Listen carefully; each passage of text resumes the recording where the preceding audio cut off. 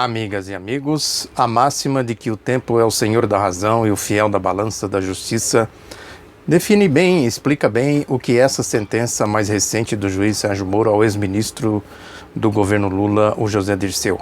Uma sentença bestial, uma sentença insana, covarde, uma sentença política típica de um tribunal de exceção. O que está sendo sentenciado, o que está sendo condenado é o ex-ministro, o que representa o José Dirceu, não a pessoa do José Dirceu. Isso é fato, isso é evidente. Eu publiquei aqui, inclusive, a defesa que o advogado dele fez na época, um trecho da defesa que ele fez na época daquela condenação farsesca, também insana, bestializada, no episódio da farsa do Mensalão.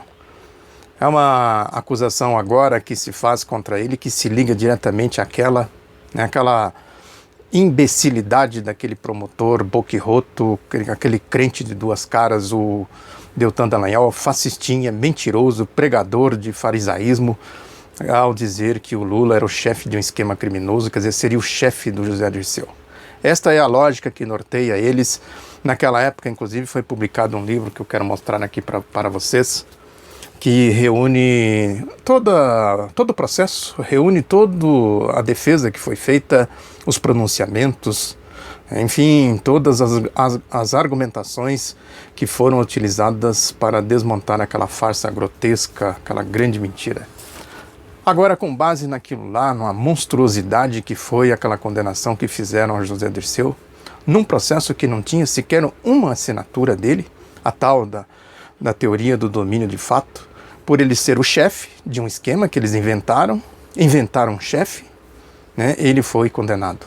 Esse chefe agora tem um chefe, que é o ex-presidente Lula, né? E esta condenação insana, bestial agora, do juiz Sérgio Moro, confirma toda a trajetória desta farsa, desta perseguição política, desse tribunal de exceção que foi montado aí para perseguir fundamentalmente o ex-presidente Lula. Essa condenação ela é muito emblemática nesse sentido. E o tempo que eu disse aqui, ele conta muito sim a favor de um e de outro. Conta a favor do José Dirceu, conta quem foi o José Dirceu, quem ele combateu, quais foram as bandeiras que ele levantou ao longo da sua trajetória de militância política de esquerda.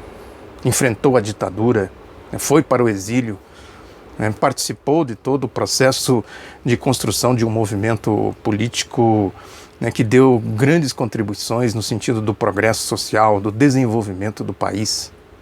Foi aí um dos ideólogos do PT, um dos construtores do PT. Podemos dizer que o PT tem defeito, como tem o José Dirceu, como todo mundo tem.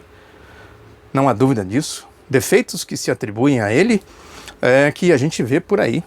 Evidentemente que alguns defeitos que o PT tem poderiam ser evitados. São defeitos tipicamente da direita, dos partidos da direita, comportamentos dos partidos da direita. Estou falando aqui dessa balela de corrupção, de caixa 2. Estou falando de comportamento político mesmo, de ter uma visão mais ampla, de acolher as alianças, os aliados, de ter uma visão mais estratégica, mais profunda do que é as transformações, da necessidade das transformações sociais no Brasil. Mas são questões irrelevantes, são questões que não devem contar na avaliação deste processo agora da sua condenação. Agora o juiz Sérgio Moro qual é o tempo do juiz Sérgio Moro? Qual é a sua história? É a história do roubo dos tucanos de Maringá? É a história do Banestado? É a história de uma grande quantidade de processos? Eu já falei em outro vídeo, deixo aqui também para vocês darem uma olhada, a grande quantidade de processos nebulosos nos quais ele esteve envolvido.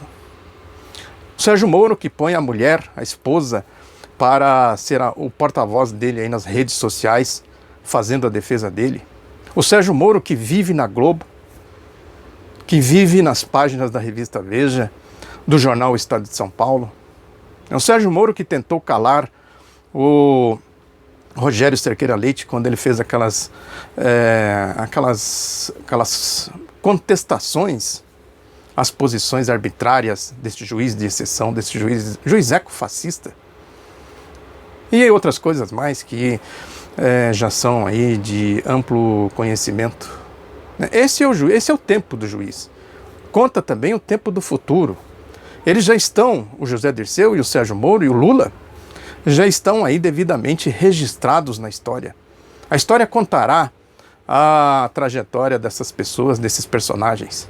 A história certamente vai dizer, né, quem fizer uma pesquisa no futuro, uma pesquisa científica e séria, né, vai constatar, né, que esse juiz ecofascista é um juiz completamente sem moral, né, sem caráter, um juiz que se integrou aí um processo golpista de baixo nível, da roubalheira, da indústria da maracutaia. A ficha dele prova isso, a folha corrida dele prova isso, os comportamentos dele agora prova isso. Essa questão das delações aí da Odebrecht, essa é outra grande farsa. Agora já, por que eles mantêm lá o Marcelo Odebrecht e libera aí quase todos os outros delatores da Odebrecht? Por que não se abre o processo da Odebrecht, das delações da Odebrecht? Para exatamente fazer o que eles estão fazendo hoje.